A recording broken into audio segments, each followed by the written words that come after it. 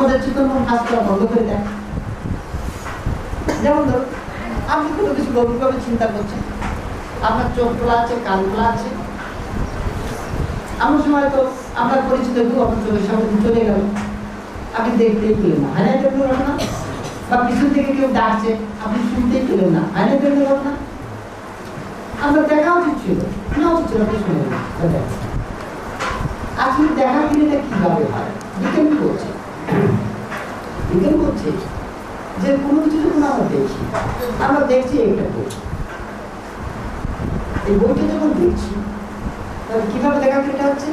এখান থেকে আলোক রশ্মি এটা আবার এই রেটিনার উপর পড়ছে, সেখান থেকে অপটিক্যাল ফ্লুইডের মধ্যে ব্রেন সেন্টারে যাচ্ছে, পার্টিকুলার সেল স্পন্দিত হচ্ছে। বিজ্ঞানীরা বলছেন মস্তিষ্কের যে পার্টিকুলার সেলগুলো স্পন্দিত হয়েছে এটা হচ্ছে আসল চক্ষুর মধ্যে দেখা ক্রিয়াটা ওইভাবে ঠিক শোনা ক্রিয়া, স্বাদগুলো, অনুভূতি, যা কিছু এই যে বাইরে যে আমরা ইন্দ্রিয়গুলো দেখছি এটা হচ্ছে গেটওয়ে, দ্বার। আর আসল যে চক্ষুগুলো সেটা হচ্ছে আমাদের মস্তিষ্কের মধ্যে বিশেষ সেলগুলো রয়েছে, যে সেলগুলো যখন স্পন্দিত না দেখা যায়। কিন্তু যখন কেউ আপনার চোখের সামনে দিয়ে চলে গেল, স্বাভাবিকভাবে তার থেকে আলো রশ্মি আপনার রেটিনার পড়েছে, পার্টিকুলার আপনার সেই সেলগুলো স্পন্দিত হয়েছে, কিন্তু দেখা ক্রিয়াটা হয় না। হয় না কেন হয় না? আপনার মন চিন্তা করছিল আপনার প্রিয়জনের কথা, বন্ধুগুলো তার কথা চিন্তা করছিল, তার জন্য আপনার মনের কথা বেশি ছিল। আপনার এই যে কামনা স্তর সে তখন কি করছে, আপনার যে চিত্ত সে তখন অন্য কারণ আপনার প্রিয়জনের রূপ ধারণ করেছে। আপনার চোখের সামনে যে এসেছে তাকে কিন্তু তার রূপ ধারণ করেনি, তাই তাকে দেখতেও পাই। তাহলে আসল দেখাটা কি করে? এই চোখ না আপনার মন? আবার আপনি যাকে দেখছেন সে তো আপনার চোখের সামনে নেই, হয়তো মনে একটা ছাপ হয়ে গেছে, আপনি তাকে দেখছেন, মনের একটা অংশ তার রূপ ধারণ করছে, মনের যে অংশটা তার এই রূপ ধারণ করেছে দর্শনে তাকে বলা হচ্ছে চিত্ত বা অবজেক্টিভ মাইন্ড। আবার যে এই রূপ ধারণ করছে সে তো দেখতে পাচ্ছি না, তাকে দেখার জন্য মনের আর একটা অংশ থাকা দরকার, আমি দেখছি, আমি করছি, আমি এই যে আমি করছি, এই যে ক্রিয়াকৃত আমি, এই যে কর্তৃত্বাভিমান, এটাকে বলা আছে অহংকার। আবার আমি করছি, আমি দেখছি, এই বোধটা আমি আছি, এই বোধের কথা রেখেছে। আমি আছি এই বোধটা যদি না থাকে, আমি করছি এই বোধটা কাজ করে। আর এক্সিস্ট সো আই ডু, যদি আমার অস্তিত্বই না থাকে আমি কিছু করতে পারবো? তাহলে কিছু করতে গেলে আগে আমার অস্তিত্ব দরকার, এই অস্তিত্ব বোধটা আগে দরকার। তাহলে মনের আরেকটা অংশ থাকা দরকার, এটাকে বলা হচ্ছে মহৎ। তাহলে মনের তিনটে অংশ রয়েছে, একটা হচ্ছে কি চিত্ত, আরেকটা হচ্ছে অহং, আরেকটা হচ্ছে কি মহৎ। চিত্ত বাস্তব ধারণ করে, অহং সেখানে আমাকে অস্তিত্ব বোধ জায়গা, আর মহৎ আমার অস্তিত্ব বোধ জায়গা। কিন্তু সমস্যা হচ্ছে আমরা সবাই যদি বলি আমি আমি আমি, আমরা এখানে 50 জন রয়েছি, 50 জনে বলছি কি আমি আমি আমি, আমিটা কে? আমি রাম না শ্যাম না যদু না মধু? অস্তিত্বের সংকট দেখা দিল, এখন সাক্ষী দরকার যে আমি রাম না শ্যাম, তাই না? তাহলে আরেকটা সত্তা দরকার যে আমি জানি আমি আছি, I know that I exist. এই যে নোয়ারা, এই জ্ঞাতা আই যদি না থাকে তাহলে আমার অস্তিত্ব সিদ্ধ হয় না। তাই অস্তিত্ব রক্ষা করতে গেলে একটা জ্ঞাতি সত্তার উপস্থিতি আবশ্যক। এই যে জ্ঞাতি সত্তা যা আমার অস্তিত্বের সাক্ষী দিচ্ছে তাকে বলা হচ্ছে কি আত্মা। এই আত্মা কর্ম করে না, এই আত্মা ফল ভোগ করে না, সে সাক্ষী সত্তা। কর্ম করে মন, কর্ম করে মন। তো এখন এই যে মন, তাহলে আমরা দেখতে পাচ্ছি কর্ম হচ্ছে কে? মন, আর কর্ম হচ্ছে মন। এই অনুভূতিটা হয়ে থাকে কোথায়? আমাদের এই মনোময় স্তরে আমরা চিন্তা ভাবনা দুঃখের অনুভূতি যেটা আমরা করছি সেটা মনোময় স্তরে সাধারণত হয়ে থাকে, চিন্তা ভাবনার স্তরে। তো এরপরের যে স্তরটা সেটা হচ্ছে কি, এই মনোময় স্তরটাকে যদি নিয়ন্ত্রণ করতে হয় তাহলে আমরা কিভাবে নিয়ন্ত্রণ করবো? এই জন্য যোগীর যে পদ্ধতি রয়েছে সেটা হচ্ছে কি প্রাণায়াম। আমার সেটা হচ্ছে প্রাণায়াম। কিভাবে? এই যে মন, এই মনের সঙ্গে আমাদের যে শ্বাসটাও তার একটা নিবিড় সম্পর্ক রয়েছে। সেটা কি? শ্বাস যত দ্রুত মন তত চঞ্চল, শ্বাস যত ধীরে বইবে মন তত শান্ত। ধরুন আপনি কোথাও থেকে দৌড়িয়ে এলেন বা একটা পশ্চিমে কাজ করছেন, তখন শ্বাস দ্রুত, যখন শ্বাস দ্রুত বইছে তখন কেউ যদি আপনাকে কোনো প্রশ্ন করে আপনি জবাব দিতে পারবেন? বলুন দাঁড়া একটু দমটা নিয়ে, তাই না? আমরা ঠিক মতো জবাব দিতে পারি না। বা আমার কোনো আপনার কোনো প্রিয় খাবার যদি কেউ খেতে দেয় আপনি খেতে পারবেন না, বলুন দাঁড়া একটু দমটা। অর্থাৎ শ্বাস যখন দ্রুত হয়েছে আমাদের মনটা তখন চঞ্চল, সে কোনো অনুভূতি নিতে পারে না। আর যখন শ্বাসটা খুব ধীরে হয়েছে, যখন আমরা কোনো কিছু গভীরভাবে চিন্তা করছি তখন শ্বাস চলছে কিনা এটাই আমরা বুঝতে পারি না, তাই না? তাহলে শ্বাসের সঙ্গে সম্পর্ক হচ্ছে এটা, শ্বাস যত দ্রুত হইবে মন তত চঞ্চল, আর শ্বাস যত ধীরে হইবে মন তত শান্ত। মনটাকে তো আমরা ধরতে পারি না, কিন্তু শ্বাস প্রাণটা কিন্তু আমরা কৃত্রিমভাবে নিয়ন্ত্রণ করতে পারি। যে প্রক্রিয়ায় এই প্রাণবায়ুকে, এই শ্বাস প্রশ্বাসকে নিয়ন্ত্রণ করে ঘায়ত করে মনকে নিয়ন্ত্রণ করা যায়, মনের একাগ্রতা বাড়ানো যায়, মনকে শান্ত করা যায়, সেই প্রক্রিয়াটাকে বলা হচ্ছে প্রাণায়াম। বলা আছে প্রাণায়াম যমোদ্দেশয় প্রাণায়াম। এই প্রাণবায়ুকে নিয়ন্ত্রণ করা যে পদ্ধতি, যে প্রক্রিয়া, তাকে বলা হচ্ছে প্রাণায়াম। তাই এই যে মনোময় কোষ, সেই মনোময় কোষকে নিয়ন্ত্রণ করতে গেলে কি করতে হবে? প্রাণায়াম অভ্যাস করতে হবে, প্রাণবায়ুর উপর নিয়ন্ত্রণ আনতে হবে। তাই সাধনা মার্গে অষ্টাঙ্গ যোগ সাধনা প্রাণায়াম একটা গুরুত্বপূর্ণ অঙ্গ। বোঝা গেল? এরপরে আছে অতিমানস, বিজ্ঞানময়, হিরণ্ময় কোষ। এই তিনটে কোষকে একসঙ্গে বলা হয় কারণময়, কাজালময়। সাইকোলজিতে একে বলা হয় অচেতন। আসলে এটা অচেতন নয়, আনকনসাস নয়, এটা কারণময়। সাধারণত সূক্ষ্ম এবং চেতন মন, অবচেতন মনের চঞ্চলতার কারণে এই সূক্ষ্ম মনের অবস্থিতি, তার কার্যকলাপ আমরা বুঝতে পারি, তাই এটাকে আমরা আনকনসাস বলছি। কিন্তু আসলে এটা অচেতন নয়, এটা কারণ নয়, সর্বজ্ঞানের আধার, সর্বশক্তির আধার। এটাকে বলা যেতে পারে লেয়ার অফ ইনটিউশন, বৌদ্ধিকতার গভীর স্তর। এই মনোভাব সেখানে বুদ্ধির স্তর, এই কারণ সেখানে বধির স্তর, ইনটিউশনাল ক্ষমতা রয়েছে এখানে। এর যে তিনটে স্তর রয়েছে, এই কারণ মনের প্রথম স্তরটাকে বলা হচ্ছে অতিমানস স্তর। এই অতিমানস স্তরটাকে আমরা বলতে পারি সংস্কার বোধির স্তর। মানুষের সংস্কারের স্ফুরণ ঘটে এই স্তরটা। সাধনার প্রথম ইচ্ছা সেটা জাগে এই স্তর। এই স্তর রয়েছে সৃষ্টিধর্মী অন্তর্দৃষ্টি, সেই দূরদর্শন, দেবদেবী, সে প্রত্যাদেশ, রূপ দেখা, যে যা কিছু এই জিনিসগুলো এই স্তরে ঘটে থাকে।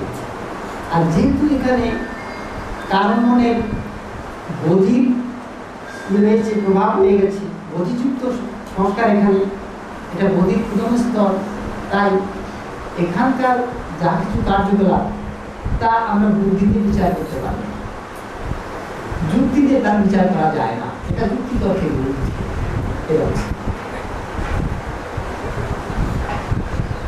এখানে রয়েছে ধরুন আপনি কোথাও যাবেন, হয়তো সেখানে কলেরা হচ্ছে, আপনার মনের মধ্যে যেন কেমন একটা লাগছে যে এখানে যদি আমি যাই আমার হয়তো কলেরা হবে। পরে হয়তো আপনি গেলেন সেখানে দেখা গেল সত্যি একটা কলেরা আছে। এই যে মনের আগে থেকে সরে গেছে, বা আপনার কোনো নিকটাত্মীয় হয়তো বিদেশে রয়েছে, তার সাথে আপনি সবসময় চিন্তা করছেন, হঠাৎ হয়তো আপনার মনের মধ্যে এমন হলো যে মনটা যদি কেমন লাগছে, আমার অমুক বিদেশে, তার তো কোনো বিপদ হলো না। হয় না অনেক সময়? হয়তো পরে দেখা গেল খবর নিয়ে যে ওই সময় তার মনটা কঠিন কোনো বিপদ হয়েছে, তার ফিরে চলে মনের মধ্যে গিয়ে গোলা লেগে যায়। এখানে রয়েছে সৃষ্টি, দেখুন অন্তর্দৃষ্টি। আপনারা জানেন যে নিউটন মাধ্যাকর্ষণ শক্তি আবিষ্কার করেছেন। তিনি একটা গাছের নিচে বসে আছেন, গভীর চিন্তা করছেন, হঠাৎ একটা আপেল নিচে পড়ল। আপেলটা যখন নিচে পড়লো, তিনি ভাবছিলেন না আপেলটা নিচে কেন পড়লো, এটা তো অন্যদিকে যেতে পারতো, অন্যদিকে যেতে পারতো, নিচে কেন পড়লো? এই যে নিচে পড়লো, তার নিচে কোনো একটা শক্তি তাকে আকর্ষণ করেছে, তাই সে পড়েছে। এই কি শক্তি তিনি আবিষ্কার করলেন মাথায়, তাই না? এটা কি কোনো গবেষণা করে তিনি আবিষ্কার করেছিলেন? না, হঠাৎ তার মধ্যে একটা ইনটিউশনাল ফ্লাশ, যেমন আর্কিমিডিসের সূত্র। একজন শিশিরের একজন বড় বৈজ্ঞানিক ছিলেন আর্কিমিডিস। শিশিরের তৎকালীন রাজা, তিনি একটা সোনার মুকুট তৈরি করেছেন, একজন স্বর্ণকারকে দিয়েছেন, সোনা দিয়েছেন, সে একটা সুন্দর একটা মুকুট বানিয়ে দিয়েছে। মুকুটটা রাজার খুব পছন্দ হয়েছে, কিন্তু কেমন করে যেন রাজার মনে সন্দেহ হলো, এই স্বর্ণকার নিচে কিছু সোনা চুরি করে সেখানে কিছু ভেজাল দিয়েছে। কিন্তু এই যে ভেজাল দিয়েছে, এটা এখন কি করে প্রমাণ করা যায়, সন্দেহটা নিরসন করা যায়? সমস্যা। সে চাইছে না যে এটাকে ভেঙে সেটাকে আমি দেখি, কারণ মুকুটটা খুব সুন্দর হয়েছে। তখন তার সমাজসূত্র বললেন যে মহারাজ এক কাজ করুন, আর্কিমিডিস বড় বৈজ্ঞানিক, আপনি তাকে দায়িত্ব দিন, তিনি নিশ্চয়ই এটাকে না ভেঙে এতে ভেজাল দেওয়া হয়েছে কিনা তিনি সেটা বের করতে পারবেন। তাই আর্কিমিডিসকে ডেকে দায়িত্ব দেওয়া হলো, মুকুটটা থেকে দেওয়া হলো। তিনি চিন্তা করছেন কী করে এটাকে ভাঙাও যাবে না, আবার এর মধ্যে ভেজাল আছে কিনা সেটাকে ঠিক করতে হবে। 7 দিনের মধ্যে দিন চলে যাচ্ছে, চিন্তা করছেন, তার খাওয়া নাওয়া সব একা হয়ে যাচ্ছে, কিছুই বুঝে করতে পারছে না। এক করে সে দিন পার হয়ে যাচ্ছে, এখন লাস্টের দিন। তো সকালবেলা সে কী করছে, আর মনে হয় স্নান করতে চলেছে। তো স্নানের জন্য একটা চৌবাচ্চা, একেবারে কানায় কানায় জল ভরা, তিনি তার মধ্যে নেমেছেন স্নান করতে। যখনই নেমেছেন কিছু জল উপচে পড়ে গেল, কিন্তু কানায় কানায় ভর্তি ছিল, কিছু জল উপচে পড়ে গেল। আর যখন পড়ে গেল, আর তাকে মনে হচ্ছে হালকা মনে হতে লাগলো। তখন তিনি ভাবলেন জলটা পড়ে গেল আর আমি হালকা হয়ে গেলাম, কারণটা কি? তিনি বুঝলেন। হঠাৎ তিনি চিৎকার করে উঠলেন, ইউরেকা, পেয়ে গেছি। কি পেয়ে গেছি? তিনি চিন্তা করে বুঝলেন, এই যে আমি যখন জলে নামলাম, আমার সম আয়তনের জলটা উপচে পড়ে গেছে, তো কানায় পূর্ণ ছিল, তাই না? আমার যতটা দেহের আয়তন ততটা জল উপচে পড়ে গেছে, আর যতটা জল উপচে পড়ে গেছে তার যে ওজন, যে পরিমাণ জল পড়ে গেছে, আমার দেহের ওজন ততটাই আমার কাছে কম মনে হচ্ছে, আমি ততটা হালকা মনে হচ্ছে, তাই না? তিনি সূত্রটা পেয়ে গেলেন, সঙ্গে সঙ্গে রাজাকে গিয়ে বললেন, রাজা মশাই, আমার এই যে মুকুট, সেই মুকুটের সমপরিমাণ ওজনের সোনা দেন। যদি এই মুকুটটা খাঁটি সোনার হয়, তাহলে সে যতটা জল নিষ্কাশন করবে তার ওজন, আর এই খাঁটি সোনা যতটা জল নিষ্কাশন করবে তার ওজন সমান হবে। আর যদি না হয় তাহলে কি হবে? তার মধ্যে ভেজাল আছে, তাই না? তাহলে এটাকে তিনি কোনো গবেষণা করে আবিষ্কার করেছিলেন না। হঠাৎ তার মনের মধ্যে একটা ইনটিউশনাল ফ্ল্যাশ কাজ করে চলেছে। এটাকে বলা হয় সৃষ্টিধর্মী অন্তর্দৃষ্টি। অনেকের ক্ষেত্রে ঘটে। আমি ব্যক্তিগত জীবনে অনেক সময় অনুভব করেছি, লিখতে গিয়ে কি লিখবো কিছুই বুঝতে পারছি না, চিন্তা করতে পারছি না। একটা প্রশ্ন আছে, প্রশ্ন করছে, উত্তর দিতে হবে, বাড়িতে লিখতে হবে, একটা বই লিখবো, কিন্তু কীভাবে শুরু করবো কিছুই বুঝতে পারছি না। চিন্তা করছি, কোনো কিছু আসতেছে না। হঠাৎ তো সকালবেলা সাধনা করছি। সাধনা করতে বসলে মনটা যখনই কিছুটা একাগ্র হয়েছে, মন চলে গেছে ওই বিষয়ে। একের পর যেন সিনেমার রিলের মতো একের পর সেটা এসে যাচ্ছে, এরপরে এইভাবে যদি দেখি একেবারে এত সুন্দর আর চ্যানেল যে এত সুন্দরভাবে এসে যাচ্ছে, আর আমি চিন্তা করে পাচ্ছি না। তখন কি করলাম, ওই সাধনা বন্ধ করে সঙ্গে সঙ্গে খাতা কলম দিয়ে পয়েন্টগুলো নোট করলাম। নোট করে যতক্ষণ নোট না করছি ততক্ষণ আমার আর সাধনা হচ্ছে না, ওইটাই একদম সিনেমার পর্দার মতো আসতেছে একের পর। আমি আর সাধনা মন বসাতে পারছি না, ওইটাকে নোট করে রাখলাম। নোট করার পরে তারপর আমি সাধনা করলাম, তারপর আমার সাধনা হলো। তারপর সাধনা শেষ করে আবার ওই পয়েন্টগুলোকে গুছিয়ে আমি লেখা শুরু করলাম। আমার কাজ হয়ে গেল। আমি অধিকাংশ ক্ষেত্রে দেখেছি লেখাটাই ভাবলাম। আপনাদের জীবনে নিশ্চয়ই এই ধরনের ঘটনা অনেকেরই জীবনে ঘটে থাকে।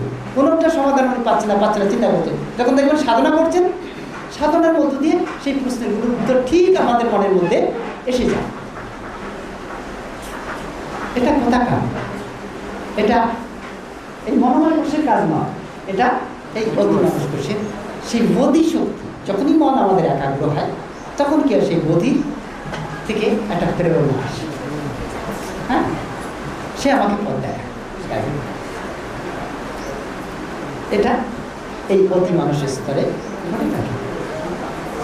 অনেক মুনি ঋষি তারা দূরের জিনিস দিব্যদৃষ্টি কি, সে কোনো কিছু দূরে কেউ রয়েছে তার সম্বন্ধে বলে দিচ্ছে। কীভাবে বলছে? তার মনটাকে একাগ্র করছে, সাধারণ চেতন মনটাকে অবচেতন মনটাকে কারণ মনে কাজ করাচ্ছে। যখন কারণ মনে যাচ্ছে তার সমস্ত ওই জিনিসটা জানবো, যেহেতু কারণ মন বোধির স্তর, তখন সেই বুদ্ধিটাও তার মধ্যে এসে যাচ্ছে, সে সেটা দেখতে পাচ্ছে। বাবা এর জন্য অনেক ডেমনস্ট্রেশন দিয়েছে। হ্যাঁ, যে কথা কালকেও বলছিলাম যে একবার ডেমনস্ট্রেশন দিলেন কি, যে বাবা সাধনা সেটা 69 সালে বাবা অনেকগুলো ডেমনস্ট্রেশন দিয়েছিলেন। তো একদিন ডেমনস্ট্রেশন দিচ্ছিলেন, একদা থেকে বললেন বসো সাধনা করো। সাধনা করছি, মনকে একাগ্র করো। করার পরে বললেন যে এখন থেকে 700 বছর আগে তোমার মনকে নিয়ে যাবে। তার মনটাকে 700 বছর আগে নিয়ে গেল। কি দেখছো?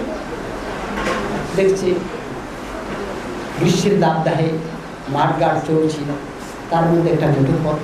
সেই মেঠো পথ ধরে একজন লোক হেঁটে চলেছে আর আপন মনে গান গেয়ে চলেছে।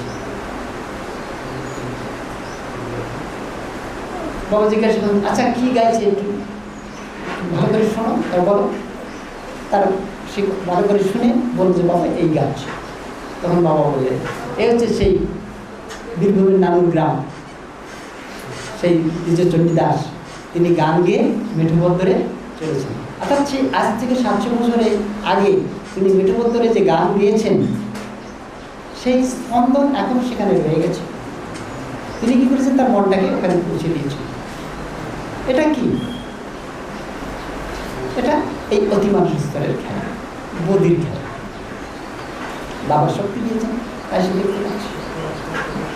হ্যাঁ, তো এই যে বোধি শক্তি, সাধকরা নিজে সাধনা করে এটা করতে পারেন। আর পরম পুরুষ তারা মহাশক্তি যখন আসেন, তিনি ইচ্ছা করলেই অন্যের এই শক্তি দিতে পারেন। তো ভূত প্রেত দেখা, সেটাও ঠিক একই জিনিস। কেউ তো আমরা ছোটোবেলাতে গল্প নিয়ে আসছি, এরকম ভূত, এরকম ব্যক্তি এই করে। তো শুনেছি বিশেষ করে যারা দুর্বল মনা ছেলেই হোক আর মেয়েই হোক, তারা বিশেষ করে এই ভূতটি দেখে থাকে। ধরুন সে শুনেছে ওই যে পুকুর পাড়ে ছেবড়া গাছ, সেখানে পেতনি থাকে। হয়তো সন্ধ্যার পরে কোনো কারণে তাকে সেখানে যেতে হচ্ছে। যখন যাচ্ছে হঠাৎ তার বুকটা দুল দুল করছে, ওখানে তো পেতনি থাকে, কী জানি যদি আমাকে ধরে। হ্যাঁ, হয়তো যাচ্ছে ভয়ে ভয়ে, হঠাৎ একটা গাছের পাতা পড়লো বা একটা পাখি উঠলো, সঙ্গে সঙ্গে কী হলো, তার বুকটা ছ্যাপ করে সঙ্গে সঙ্গে তার চেতন মনে অবচেতন মনে কারণ মনে মার্চ করলো। যখন পার্সিয়ালি কারণ মনে মার্চ করলো, তখন তার কারণ মনে সংস্কারটা কী আছে, ওখানে পেতনি। গল্প তো শোনাই আছে, রূপ তো তার কল্পনা করাই আছে। ঠিক সেই পেতনিটা তার সামনে এসে দাঁড়িয়ে আছে।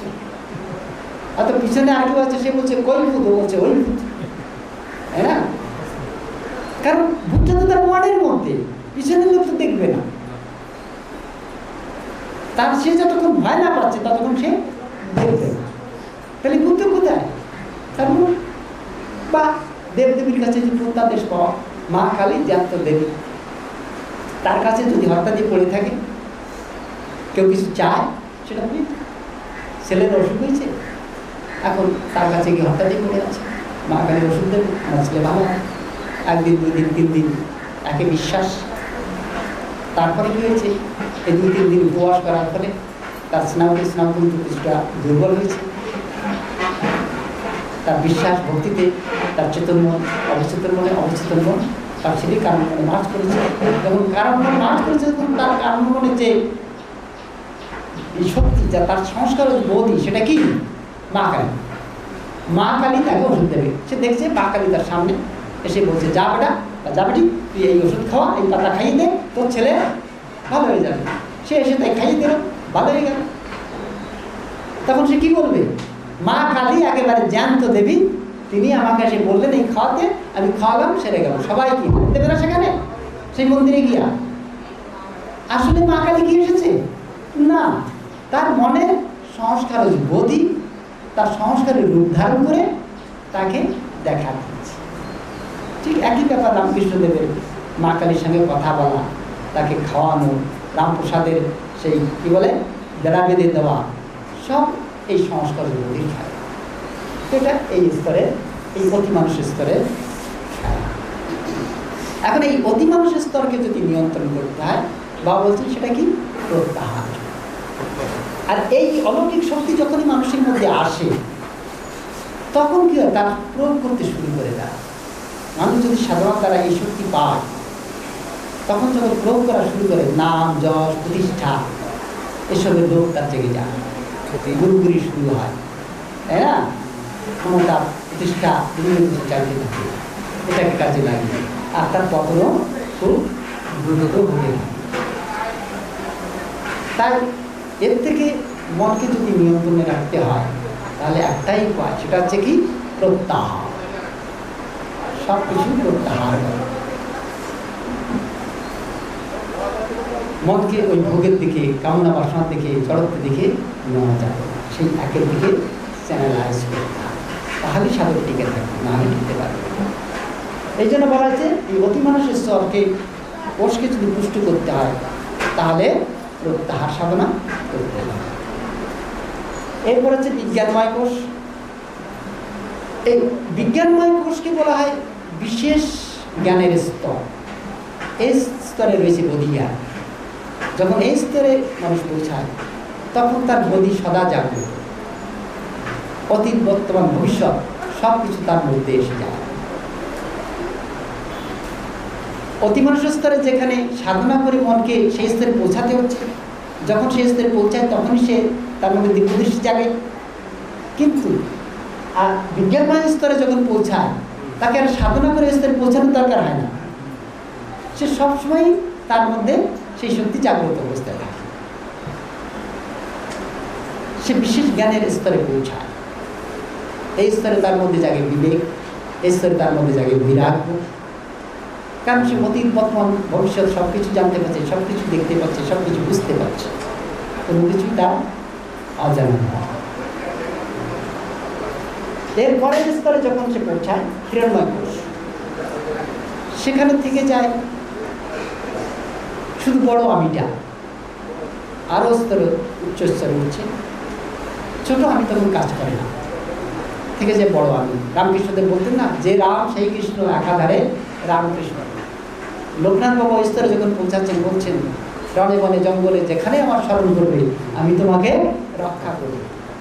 অর্থাৎ সেই স্তরে তার মধ্যে ছোট আমি কাজ করে না, তখন সে বড় আমি ঈশ্বর, আমি শিব, এই ভাবনা তার মধ্যে জেগে ওঠে। বৃহৎ আমিটাই তখন কাজ করতে লাগে। আর তখন সেই এটাকে বলা হয় সবিকল্প সমাধির স্তর। এরপরে হিরণ্ময় পরে বসে বিরজম ব্রহ্ম নিষ্কলম। এরপরেই রয়েছে কি? সেই নিষ্কলুষ ব্রহ্ম।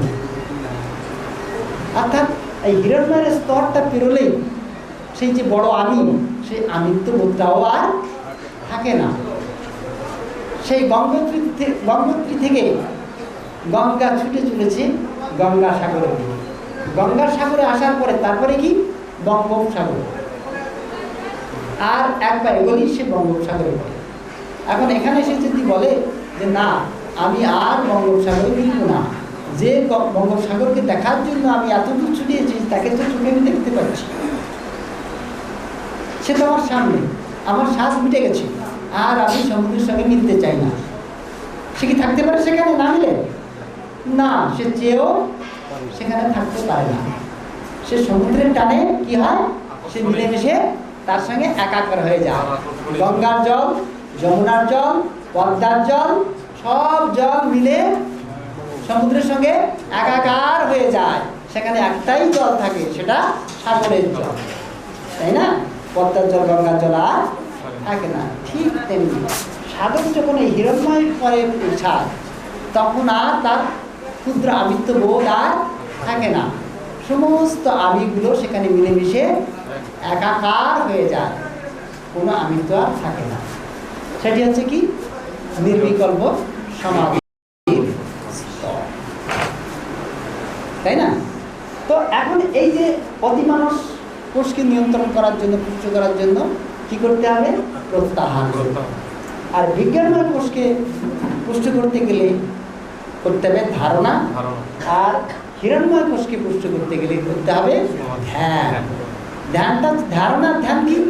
ধ্যান হচ্ছে কোনো একটা বিশেষ স্থানে বা বিশেষভাবে মনকে স্থির করা, সেটা হচ্ছে ধারণা। আর ধ্যান হচ্ছে কি? সেই মনটাকে সেই ঈশ্বরের ভাবনা নিয়ে, সেই ব্রহ্মের ভাবনা নিয়ে তৈল ধারাবত তার দিকে আমি ছুটিয়ে দিচ্ছি। তৈল ধারাবত যেমন নিরবিচ্ছিন্নভাবে পড়তে থাকে, তার মধ্যে কোথাও ছেদ থাকে না, ঠিক তেমনি মনটাকে সেই নিরবিচ্ছিন্নভাবে সেই একের পানে, ব্রহ্মের পানে আমি ছুটিয়ে দিচ্ছি। প্রথমে তার ভাব নিচ্ছি ধারণার দ্বারা। অর্থাৎ ধ্যান করতে গেলে ধারণা দরকার, ধারণা না হলে ধ্যান হবে না। প্রথমে সেই ইষ্টের ভাব নিচ্ছি, ভাব নিয়ে তার দিকে তৈল ধারাবত আমার মনটাকে ছুটিয়ে দিচ্ছে। এই যে ছুটিয়ে দেওয়া, সেটা হচ্ছে কি ধ্যান। ধ্যানের পরিণাম কি? সমাধি। আমি সেই ব্রহ্মভাবে সমাধিত মানব জীবনের সেখানেই চরম শান্তি, এটাই মানব জীবনের পরম হিরণ্ময় পরিবেশন বিরোজক ব্রহ্ম নিষ্কলন। চক্রের সঙ্গে তুলনা করা যাবে? হ্যাঁ, চক্রের সঙ্গে টাইম শেষ। আচ্ছা, জাস্ট এক মিনিট বলে দিচ্ছি। এই কামময় কোষ আমাদের মূলাধার চক্রের সঙ্গে সম্পর্কিতকে নিয়ন্ত্রণ করে, মনোময় কোষ আমাদের সাদৃশ্য চক্রকে নিয়ন্ত্রণ করে, অতিমানস কোষ আমাদের মনিপুর চক্রকে নিয়ন্ত্রণ করে, বিজ্ঞানময় কোষ আমাদের অনাথ চক্রকে নিয়ন্ত্রণ করে, আর হিরণ্ময় কোষ আমাদের বিশুদ্ধ চক্রকে নিয়ন্ত্রণ করছে। আর এটা মনের অবস্থান, এটা আত্মার অবস্থান। মন এখান থেকে এই পঞ্চকোষের দ্বারা এই পঞ্চ তত্ত্বকে নিয়ন্ত্রণ করছে, আর এটা যে মনের অবস্থান, এটা যে আত্মা। এই পঞ্চতত্ত্বের ঊর্ধ্বে আমাকে উঠতে হবে, মনের ঊর্ধ্বে উঠতে হবে। পঞ্চতত্ত্ব, মনের 5টা স্তর, তারপরে আত্মার অবস্থা। ঠিক আছে? তাহলে আমাদের সময় শেষ। তাহলে আমাদের আজকের বিষয় ছিল সাধনা, অভিধান ও কীর্তন। তো আমরা বেশি করে কীর্তন করব, বেশি করে সাধনা করব। হ্যাঁ, আমরা সবাই সেই পরম সত্তাকে উপলব্ধি করে পরমানন্দ লাভ করব। সেটাই হোক আমাদের জীবনের পরম লক্ষ্য।